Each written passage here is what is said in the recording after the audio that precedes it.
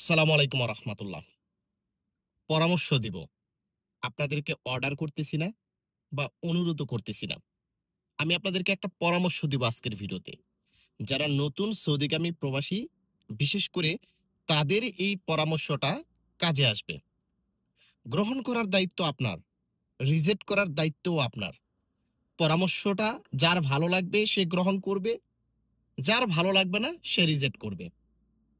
আমি পরামর্শ দিচ্ছি বিদায় যে আমার পরামর্শটা আপনাকে গ্রহণ করতেই হবে এমনটা নয়।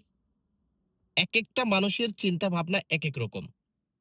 আমার চিন্তাভাবনা আমার এই পরামর্শের সাথে মনে হচ্ছে ভালো হবে। আবার আপনার চিন্তাভাবনা আমার এই পরামর্শের সাথে মনে হচ্ছে না যে ভালো হবে। তাই আপনি গ্রহণ করবেন না। এটা একান্তই আপনার ব্যক্তিগত ব্যাপার। আমরা নতুন যারা সৌদি আরবে আসি, এদের মেমোরিতে একটাই চিন্তা হচ্ছে কোম্পানিতে আসবো।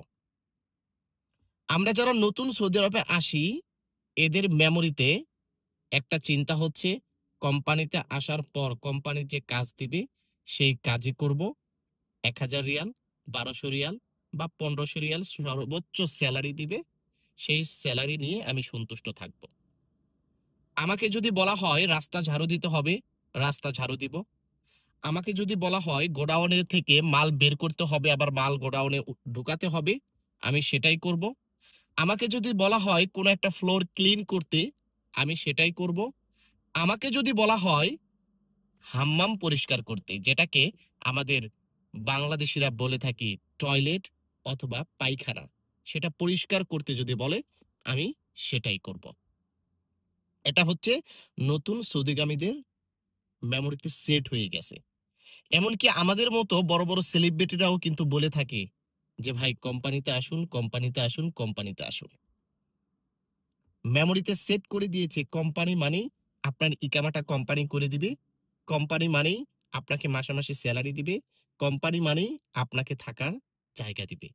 আপনি যদি ফ্রিতে আসেন, এক্ষেত্রে হয়তোবা আপনার দালাল আপনাকে ইকামা দিবে না।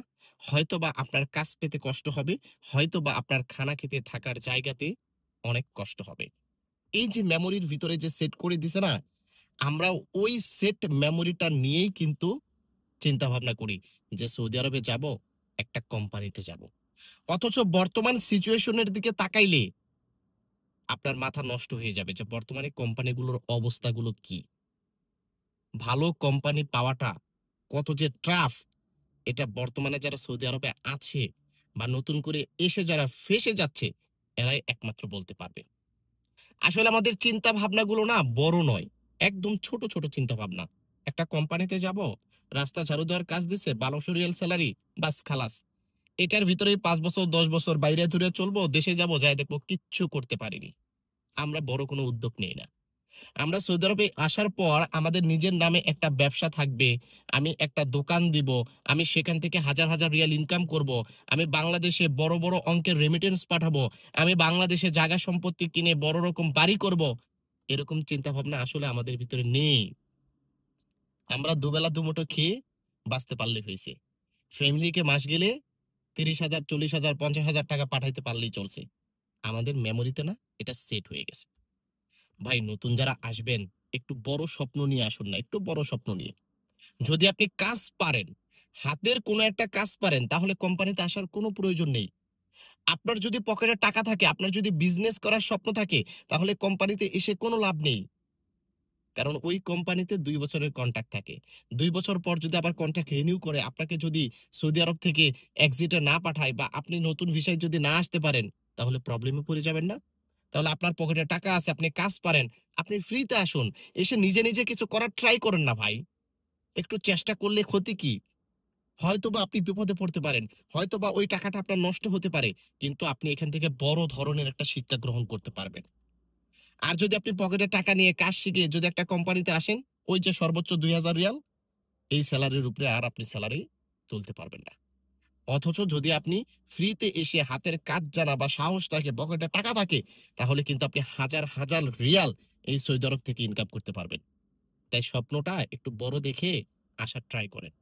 আপনি কোম্পানিতে আসবেন না ফ্রিতে আসবেন, ডিসিশনটা আপনাকে বাংলাদেশ থেকেই নিতে হবে। এখানে আইসা কিন্তু ডিসিশন নেওয়ার আপনি চান্স পাবেন না। যারা একেবারে কোনো কাজ পারেন না, তারা ভাই কোম্পানিতে চলে আসেন।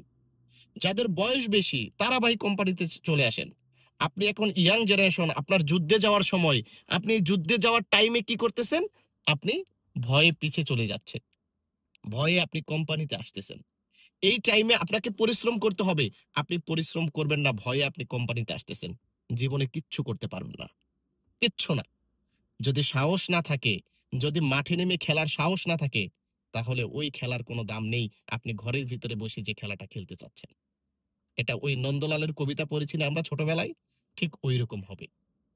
তাই ভালো করে ডিসিশন নিয়ে, সাহস নিয়ে আপনাকে সৌদি আরবে আসতে হবে। এখানে বিপদে পড়াটাই স্বাভাবিক। আর এই বিপদ থেকে বের হওয়ার নামই হচ্ছে সাহসিকতা। আপনি সৌদি আরবে এসে ধাপে, ধাপে বিপদে পড়বেন। কিন্তু সেখান থেকে বের হওয়ার নামই হচ্ছে সাহসিকতা। আর সেই সাহসটা নিয়ে আপনাকে আসতে হবে। আমি ভিডিওতে কোনো ইনফরমেশন দেইনি। জাস্ট আপনাদেরকে পরামর্শ দিলাম। কারো যদি মনে হয় গ্রহণ করবেন। যদি জ্ঞান থাকে বুঝতে পারবেন কি বুঝাইতে চাইছি। যদি জ্ঞান না থাকে তাহলে কিছুই করার নেই। ভালো থাকবেন, ভিডিওটিকে শেয়ার করে দিবেন। আসসালামু আলাইকুম।